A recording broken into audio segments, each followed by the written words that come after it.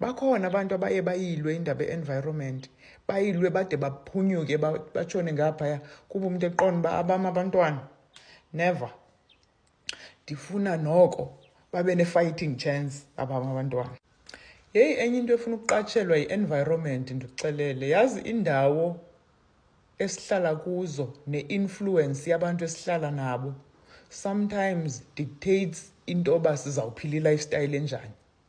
Ubone uba ke i-mindset yale ndawo inje, wonke umntu ucinga aphelele apha.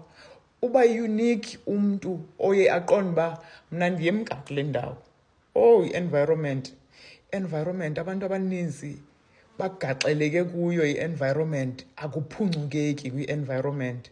Ufumanise uba ke ngoku it will affect every corner of your life, noba sisikolo, noba yi-pregnancy, noba ngumjolo, noba ngumtshato, noba kukukhonza, noba yimisebenzi, noba izawuafektha yonke into i-environment.